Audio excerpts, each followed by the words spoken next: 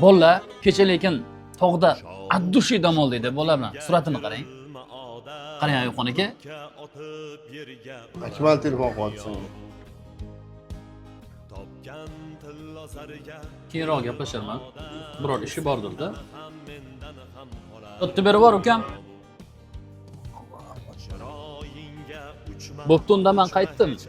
Bilasizlar-yu, ikkita joyda ishlayman. Ikkita joyda ishlasam ham negadir topganimni barakasi yo'qda. Endi o'rtoq nasibaga yarashadi.